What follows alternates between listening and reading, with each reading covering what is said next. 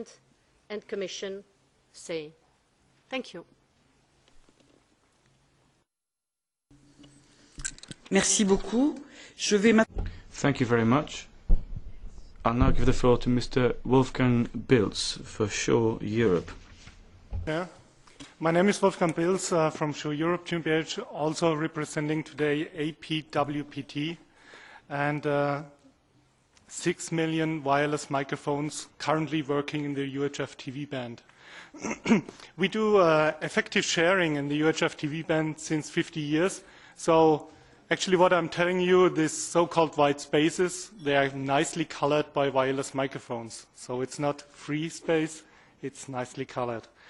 Wireless microphones, we serve many applications, for example, radio, TV broadcasting, news gathering teams, churches, film, movie productions, sport events, musical theaters, conference centers, educational centers.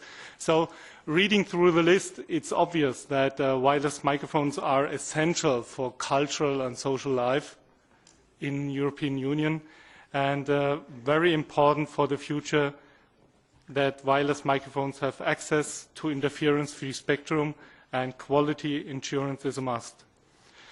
We had several days today in interference and it sounded like this one. Actually, I did it by myself and this is what will happen to 4 million wireless microphones which are currently using the spectrum 790 to 862 megahertz currently. So the question is, what we heard already, former speaker, is who's responsible, who pays the cost? To give you a number, a mid-sized broadcast station or a mid-sized theater, the investment which has to be done is about 300,000 euros each. So the question is, who's responsible, who pays for that?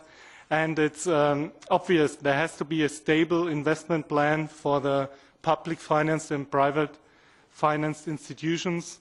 And if we talk about timing and transition time, switching on LTE, wireless microphones have to move out of the 790 to 862 megahertz. This has to be taken into account that theaters need new equipment, broadcast stations need new equipment, this conference room need new equipment, investment plan has to be done. Many times I'm asked, move out of the UHF band. Yeah, it's not that easy. Actually, UHF band, with its technical characteristics, it's essential for wireless microphones.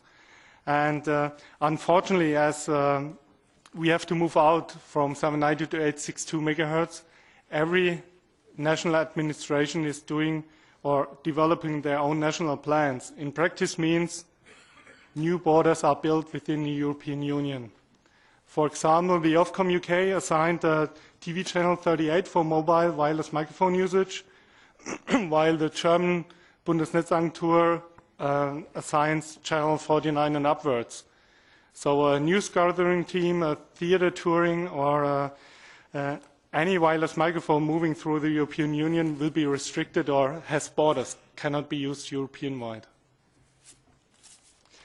About the amount of spectrum we ask for, a daily production, so like a theater, musical, or a conference room, broadcast studio, we need about 100 megahertz interference-free spectrum.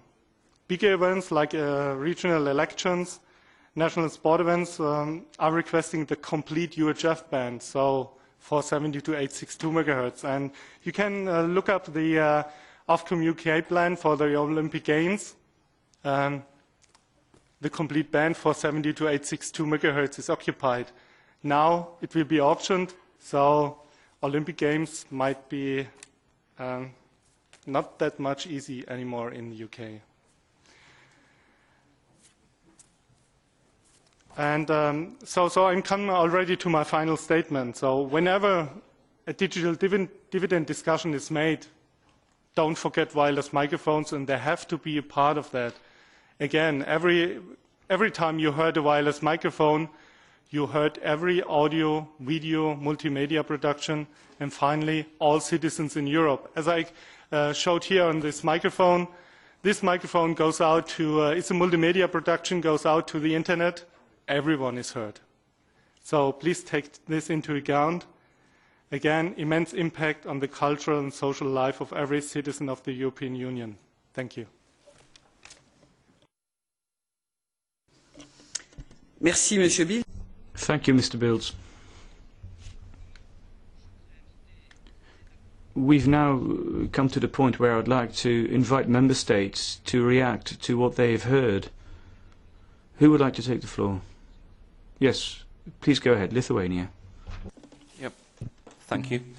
I just want to share some thoughts of what I've heard from the member states and all the other stakeholders. As a representative from the UK said that what are the decisions that we have to take? And he also said we can have it all. We cannot have it all, but we have to make those decisions. And I completely agree with that. We cannot have it all. And I'm speaking from the country point of view, from the EU member state point of view, which has borders with third countries like Russia and Belarus. And what also Finland said, that they have already made some agreements. I'm not sure if those were agreements or just negotiations with Russia and St. Petersburg last week. And I'm pretty sure that countries in the region where Lithuania is and other countries next to Finland would be very much thankful if the experience of those negotiations with Russia would be shared. Because in any way, in the World Radio Conference in 2012, those problems will be faced, and I believe we have to prepare for that and to deal with those problems as optimal as possible. So that will be it. Thank you.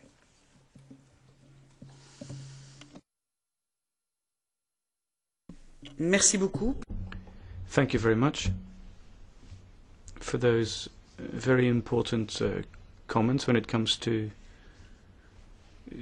jointly managing the spectrum and the interests at stake and the diplomatic consequences of it. Would any other member state representative like to take the floor at this stage?